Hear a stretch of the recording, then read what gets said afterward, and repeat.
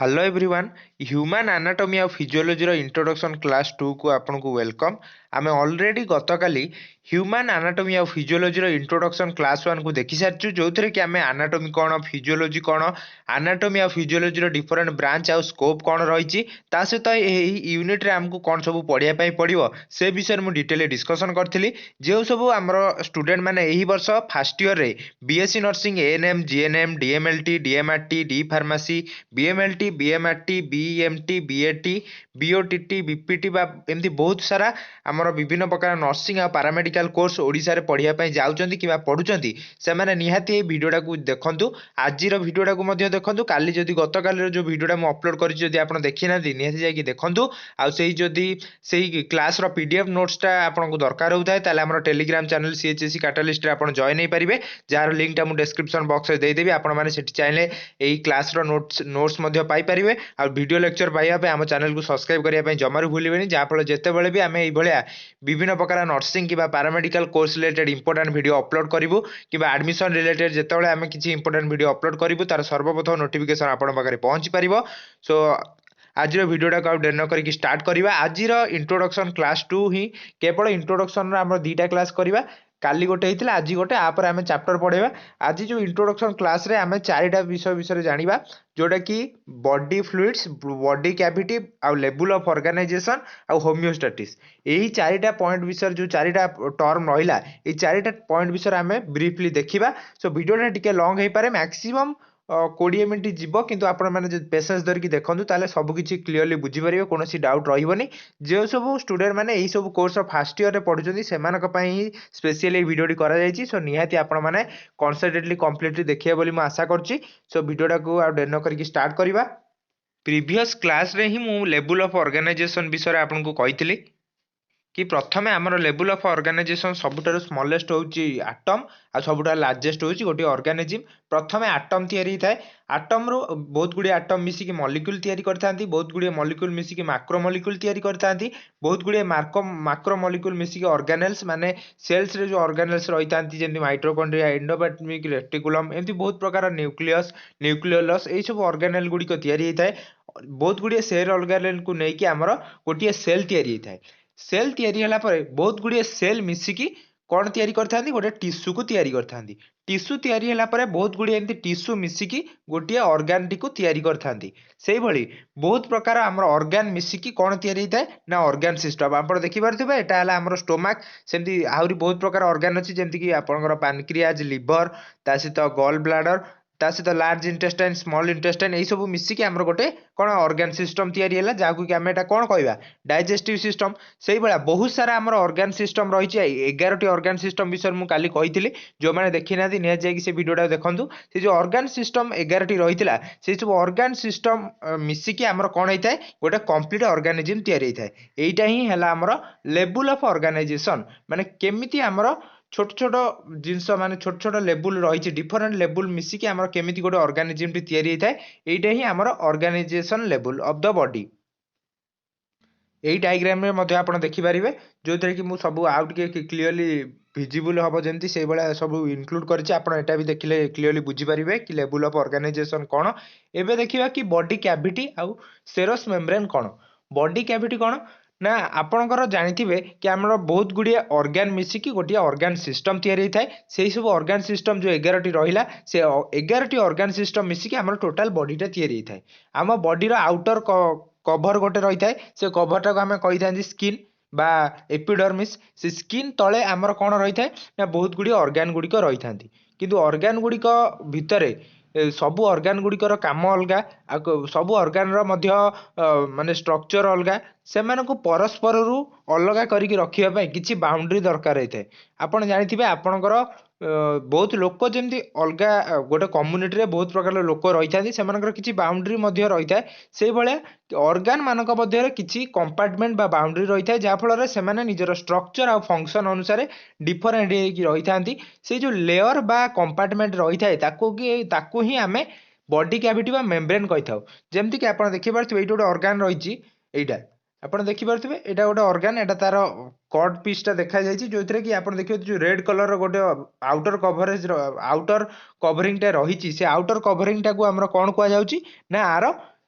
Mainly सेरस membrane बा body रो से जो ऑर्गन रो गोटे मेम्ब्रेन। सो एबे देखिबा कि बॉडी कैविटी रो माने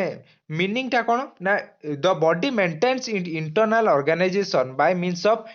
मेम्ब्रेन सीस and other structure that separate compartment. गोटे ऑर्गन टी आ गोटे ऑर्गन रु सेपरेट हेकी रहिबा पई जो हमर गोटे कंपार्टमेंट बा जो बाउंड्री रही था ताकू ही आमे कोन कहि था बॉडी कैविटी। से बॉडी कैविटी रे हमर बहुत प्रकार बॉडी कैविटी रही था। मु आपन देखाई दउची तार डायग्राम टा एठी देखि पारथिबे। एठी हमर बहुत प्रकार कोन बॉडी कैविटी रही था। ता भितरे हमर दीटा मेन बॉडी कैविटी रही था जोटा कि मैं कही दउची आपन को। से दीटा मेन बॉडी कैविटी हला हमर गोटे डोर्सल कैविटी आ गोटे हला वेंट्रल कैविटी। डोर्सल कैविटी हला पोस्टेरियर माने पोस्टेरियर कोन आगो को, एंटीरियर माने कोन पछ को। पोस्टेरियर कैविटीटा हला सबटारु पोस्टेरियर आ वेंट्रल कैविटी होची सबटारु लार्जेस्ट बॉडी कैविटी जोटा कि मैं एठी देखाई दउची आपन को। एठी देखि पारथिबे डोर्सल कैविटी हला हमर एटा जो थरे कि हमर कोन रहउची माने वर्टिब्रल कैविटी आ क्रानियल कैविटी। ए दीटा मिसी कि हमर डोर्सल कैविटी गोटे रहिला। आ एपटे देखि पारथिबे वेंट्रल कैविटी जोटरे कि आपनकर वेंट्रल बॉडी कैविटी रे बहुत प्रकार थोरासिक आ एब्डोमिनल पेल्विक कैविटी एई सब कैविटी गुडी को हमर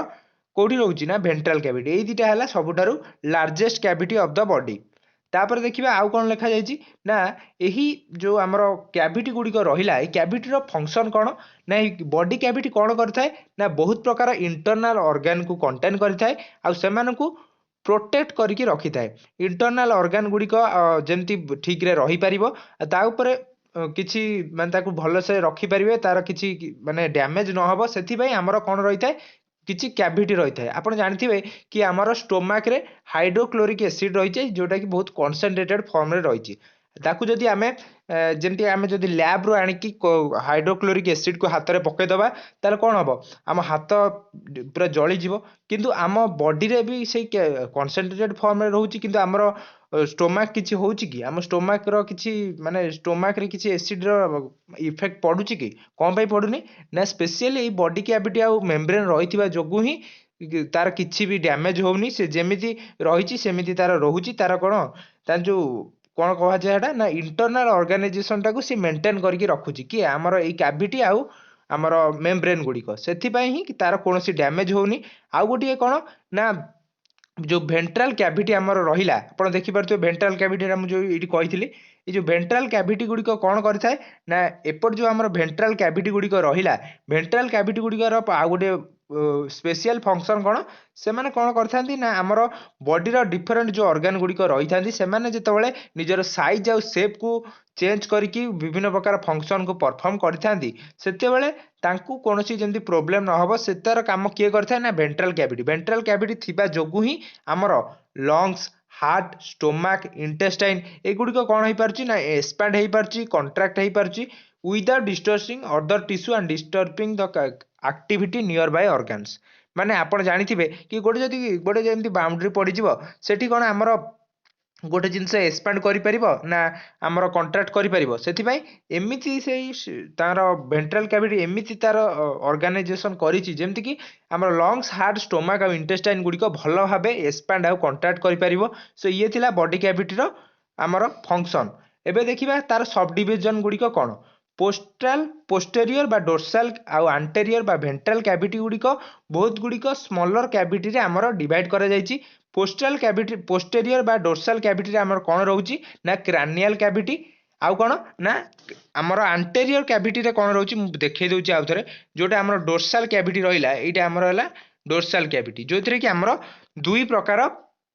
कैविटी रहउची गोटे हला क्रानियल कैविटी आ गोटे हला वर्टिब्रल कैविटी। क्रानियल कैविटी हमर मेनली ह्यूमन रो जो ब्रेन रे सेठी रही थाए आ वर्टिब्रल कैविटी कोठी ना हमर मेनली स्पाइनल कॉर्ड जो हमर रही थाए बॉडी रे सेथिरे हमर मेनली वर्टिब्रल कैविटी रही थाए। तापर देखिबा कि हमर आउ कोन लेखा जायछि ना हमर जो एंटीरियर कैविटी रहिला एंटीरियर कैविटी रे आपण देखि परथे बहुत प्रकार हमर रहिछि एब्डोमिनल कैविटी जेमति कि पेल्विक कैविटी ता सहित थोरासिक कैविटी आउरी बहुत प्रकार पेरिकार्डियल कैविटी प्लूरल कैविटी आर सब डायग्राम गुडी को आपण देखि परथुबे से गुडी कर कोन ऑर्गन रहिछि से गुडी को मध्य एठी आपण कहिछि ए गुडी को आपण पढि देबे एठी लेखा हिछि देखि परथुबे आपणकर प्लूराल कैविटी रे कौन कौन सब ऑर्गन रोची एगुड़िक मेनली मन रखिए ता सहित आपणकर जो रहा एब्डोमिनल कैविटी रे लिवर स्टोमक स्प्लीन इंटेस्टाइन ता सहित पेल्विक कैविटी रे के ऑर्गन गुड़िक रोची से गुड़िक मन रखिदेवे इंटेस्टाइन ब्लाडर रिप्रोडक्टिव ऑर्गन एगुड़िक आप मन रखिदेले आपणकर सब सब डिविजन गुड़िक आप मन रखिदेवे एबे देखिबा कि मेम्ब्रेन्स और ऑफ आंटेरियल और वेंट्रल बॉडी कैविटी आंटेरियर और वेंट्रल बॉडी कैविटी रे आपणकर जो मेम्ब्रेन्स रही तार मेनली फंक्शन कौन the walls of the ventral body cavity and outer surface of the organ are covered by a thin double layer membrane कौन होता है ना आमर जो भेंट्राल बॉडी कैविटी आ outer surface of the organ आमर जो ऑर्गन रो आउटर सरफेस रहिला सेगुड़िक किछि थिन आ डबल लेयर मेम्ब्रेन ने कवर होइकी रही थाए सेटा को आमे कोन कहिथाउ ना सेरोसा बा serous membrane part of the membrane lining the cavity wall parietal serosa floats on itself to visceral porosa with serosa with covers the organ in the cavity से कौन होता है आमर मेनली जो आमर ऑर्गन गुड़ी को जो आउटर सरफेस आ ventral cavity जो आउटर सरफेस गुड़ी को जो मैंने कवर करके रखी था ताकू ही आम स्पेशली सेरस मेम्ब्रेन कही था तो आपण मैंने डायग्राम गुड़ी को आउ टे भलरे देखीदे मुझे जो नोट्सटा आपको छाड़देवी आम टेलीग्राम चैनल में ताफल आप क्लीयरली ये सब बुझीपारे आ कौन प्रोब्लेम रही एबे देखिबा कि आमर बॉडी कैविटी कौन आम बॉडी रे मुख्यतः बॉडी फ्लूइड बहुत फॉर्म रही है मेनली समस्त फ्लूइड गुड़िकर मेन फॉर्म किए ना वाटर वाटर ही आमर विभिन्न प्रकार फ्लूइड रही है जमीक आप देखिपे विभिन्न प्रकार ब्लड प्लाज्मा ता सहित सेरम सालिवा एमती बहुत प्रकार आमर बॉडी फ्लूइड रही है से बॉडी फ्लूइड गुड़िक आमर मुख्यतः दी भाग में विभक्त होता है गोटे है इंट्रासेलुलार कंपार्टमेंट आ गोटे है एक्स्ट्रासेलुलार कंपार्टमेंट इंट्रा माने इनसाइड एक्स्ट्रा माने आउटसाइड इंट्रासेलुलार आमर 67% आमर वाटर रही है आउ एक्स्ट्रा सेलुलार 33% आमर मेनली बॉडी फ्लूइड गुड़िक रही था देखिपे डायग्राम रे आपण जो एटा गोटे सेल हेले सेल भितर जो फ्लूइड गुड़िक रहिला सेल भितर जो फ्लूइड गुड़िक रहिला आमे ताकू कौन कहबा ना इंट्रासेलुलार फ्लूइड तापर सेल बाहर जो आपण এই जो फ्लूइड गुड़िक देखि पारछंती এই फ्लूइड गुड़िक आमे कौन कहबा ना एक्स्ट्रा सेलुलार फ्लूइड এই एक्स्ट्रा सेलुलार फ्लूइड गुड़िक पुणी दी भाग में विभक्त होती जोटा को आम कौन कहबा ना इंटरस्टिशियल फ्लूइड आ गोटे है इंट्राभास्कुलर फ्लूइड ये दुटा आम देखीदे कौन कौन इंट्रासेलुलार फ्लूइड गुड़िक आमर mainly 2/3 of the body water माने आमर 3 भाग रु 2 भाग जो बॉडी वाटर रहिला से गुड़िक आमर इंट्रासेलुलार फ्लूइड होता है if body has 60% water ICF is about 40% of your weight आमर 40% वेट को किए धरी थाए ना intracellular fluid intracellular fluid is a primary solution of potassium and organic anions आ प्रोटीन एथिरे आमर मेनली कौन कौन आमर मेन कंपोनेंट गुड़िक रही था ना पोटासियम आउ ऑर्गेनिक आयन गुड़िक आनायन्स गुड़िक आउ किछि प्रोटीन गुड़िक रही था सेल मेम्ब्रेन आउ सेलुलार मेटाबॉलिज्म को यही आईसीएफ बा इंट्रासेलुलार फ्लूइड गुड़िकर कन्स्टिट्यूएंट गुड़िक कंट्रोल करके रखी था एबे देखिबा कि एक्स्ट्रा सेलुलार कंपार्टमेंट गुड़िक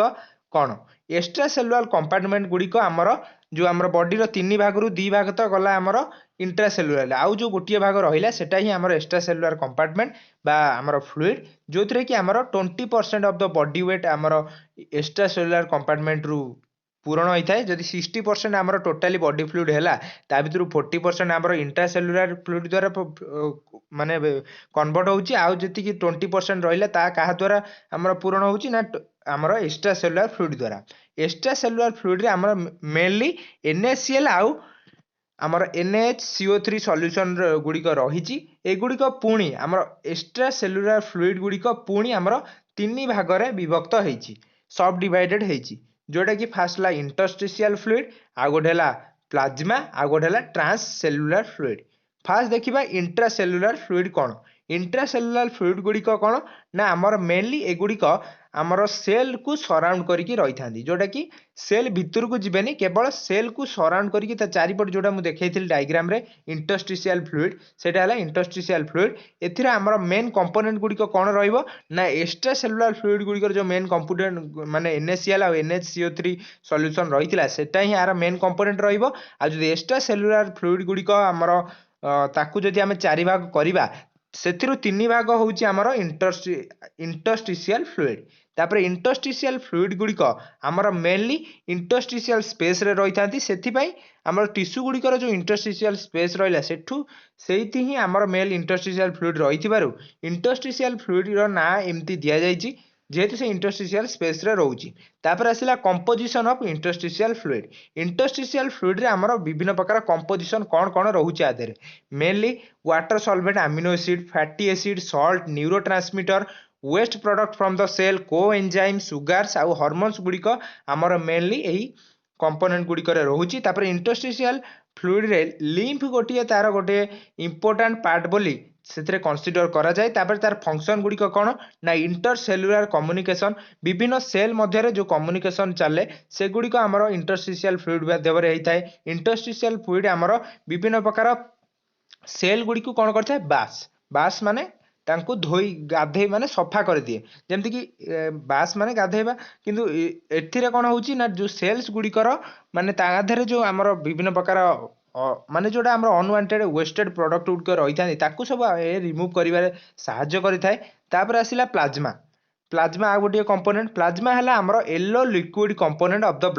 ब्लड रो जो येलो लिक्विड कंपोनेंट रहिला ताकू ही आमे मेनली प्लाज्मा कहि थाउ यह टोटल ब्लड वॉल्यूम रो 55% रही थाए आ हमर एक्स्ट्रा सेलुलर फ्लूइड रो 4 भाग एक भाग का द्वारा मेकअप होता है ना आमर प्लाज्मा द्वारा यह गोटे इंट्राभास्कुलर फ्लूइड जहाँकि आमर एक्स्ट्रा सेलुलर फ्लूइड रो गोटे पार्ट यह जेहेतु आमर बॉडी फ्लूइड रो आउटर साइड रे रही सेड आमर सेल रो आउटर साइड रे रही थाए सेथिपई आकु आमे इंट्राभास्कुलर फ्लूइड कहि थाउ एथिरे आमर मेनली प्लाज्मा रे कौन कौन कंपोजिशन रही थाए ना वाटर आमर 90% बाय वॉल्यूम रे रही थाए ता सहित आउ कौन रही थाए glucose mineral ions carbon dioxide diesel protein clotting factor और हार्मोन गुड़िक आमर मेनली प्लाज्मा रे रही थाए तापर देखिबा कि प्लाज्मा रो फंक्शन कौन हाँ आपन जदि बुझी पारु नांती आउ टिके वीडियोटा को पछकू करके देखो ताले क्लियरली बुझी पारिबे तापर आसिला प्लाज्मा रो मेन फंक्शन कौन यह आमर एक्सक्रीटरी प्रोडक्ट को ट्रांसपोर्टेशन रे हेल्प करिथाए आमर एक्सक्रीटरी प्रोडक्ट जाय कि जेमति किडनी पाखरे पहुंचबो सेठी आमर फिल्टर हबो सेही सब काम गुडी प्लाज्मा करिथाए तापर ब्लड सेरम आमर ब्लड प्लाज्मा विदाउट फाइब्रोजेन आउ अदर ब्लड कटिंग फैक्टर गुडी मेनली एथिरे रही थाए आपन जानिथिबे जेतोला आपन ब्लड टेस्ट करिया पई जांती ब्लड आपन कलेक्ट पर किछि समय पर सेथिरे गोटे येलोइड लिक्विड बाहरी थाए से येलोइड लिक्विड टाकू ही आमे कोन कहि थाउ ना ब्लड सेरम तापर आसिला ट्रांससेलुलर फ्लूइड है सबुठार स्मॉलेस्ट कंपोनेंट जो थी कि 2.5% टोटाल बॉडी वाटर रही है यह हूँ आमर मेनली जो आम टोटाल बॉडी कंटेन होता है तादर एपिथेलियल लाइन गुड़िक ट्रांससेलुलर फ्लूइड गुड़िक रही था से आमर स्पेशली कौन कौन रही है ना यूरिन जॉइंट फ्लूइड जोटा कि सिनोवियल फ्लूइड कह जाए ता सहित ऑक्यूलर फ्लूइड जोटा कि एक्वियस ह्यूमर कह जाए आउ कौन ना सेरेब्रोस्पाइनल फ्लूइड यही सब गुड़िक आमर मेनली कौटी रही था ना ट्रांससेलुलर फ्लूइड गुड़िक रही था एबे देखिबा कि आमर सेरेब्रोस्पाइनल जो फ्लूइड रहिला तार मेनली काम कौन एगुड़िक आमर मेनली जो कोरॉइड फ्लेक्सस जोटा कि आम आगू पढ़ा से विषय से मेनली प्रोड्यूस करें जो आमर एंटायर नर्वस सिस्टम रही से एंटायर नर्वस सिस्टम रे आमर 80 to 150 ml of cerebrospinal fluid रही थाए तापर एटा कौन करे ना ये मेनली आमर जो white blood cell glucose protein lactic acid urea ता सहित आमर जो कैटायंस और आनायंस गुड़ी को आमर मेनली ये कौन करता है मेनली कौन एमानकर कंपोजिशन रही था तापर देखिबा ऑक्यूलर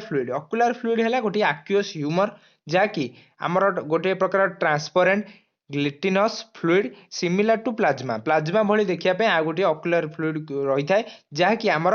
आंटेरियर आ posterior chamber of eye space between lens आउ कॉर्निया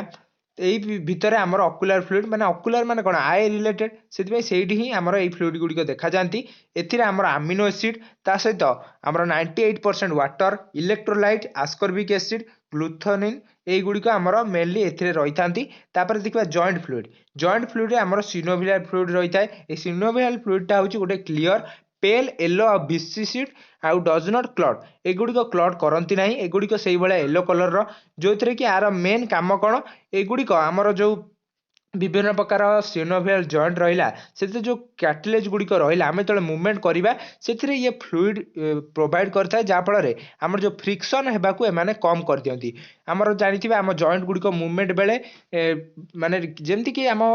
जमती आमको कौन करने पड़ता है जमती आपंकर जो कार कि वेहिकल गुड़िकर व्हील किसी फ्लूइड देवाक पड़े जहाँफल से भल भाव मुवमेंट करपारती से फ्लूइड गुड़िक आम बॉडी जो आम मुवमेंट करूँ ये सिनोवियल फ्लूइड से गोटे फ्लूइड भाया काम करता है मेनली एमर कौन कौन रही है ना आमर मेनली WBC RBC protein normal 3 to 4 mg/ml hyaluronic acid सहित आमर पॉलीमर ऑफ डाइसैकेराइड गुड़िक ये मेनली देखा जापर आसला यूरिन यूरिन मेनली आमर गोटे स्टेराइल लिक्विड जहाँकि आमर गोटे बाई प्रोडक्ट भाव बॉडी जो एक्सक्रिशन भाव बाहरी थाए जहाँकि आमर किडनी रे फिल्टर है पर जो एक्सक्रिशन प्रोडक्ट गुड़िक रहा जहाँकि आमर किसी भी दरकार नहीं ता यूरिनेशन बेले आमर बाहरी थाए आपको ही आम यूरिन कही था ए मेनली आमर कंपोजिशन गुड़िक कौन 95% water organic solutes like urea creatine uric acid आहरी बहुत प्रकार आप देखिए लिखा जाए एगुड़ी आप पढ़ीदेवे यहाँ हूँ बॉडी फ्लूइड टोटाल स्ट्रक्चर आप देखिए मुझे आपको कहीदेली सो ये हूँ बॉडी कैविटी डायग्राम ये हूँ लेवल ऑफ ऑर्गेनाइजेशन यही सब डायग्राम आउ नोट्स सो आज भिडियोटा को ये एंड करिया भिडियो जब भल लगी है निश्चय भिडियो गोटे लाइक करदे आ भिडियो को बहु मात्रा सेयार करने जमार भूलें जमीक प्रत्येकटी आमर नर्सिंग पारामेडिकल फास्ट ईयर पढ़ुवा स्टूडेंट मैंने जो मैंने फास्ट ईयर पढ़ाई जाऊँगी से पाखे भिडियो पहुँची पार से भिडियोटीर फुल बेनिफिट पाइपर आ निहाती नोट्स गुड़िक आपने टेलीग्राम चैनल डाउनलोड करने जमार भूलें भिडियोटी अपलोड होबार मु इवनिंग भितर ही आर नोट्स गुड़िक आपको प्रोवाइड करदेवी आपण मैंने जाकि देखिपारे आ चैनल को जब आप सब्सक्राइब करना सब्सक्राइब करदेवे जहाँफल जितेबाला आम ये इंपोर्टाट भिडियो गुड़िक अपलोड करूँ तार सर्वप्रथम नोटिफिकेशन आपने आम चैनल पाइपर सो भिडियो को लास्ट धरी पेसेंस पर्यटन देखि थैंक यू।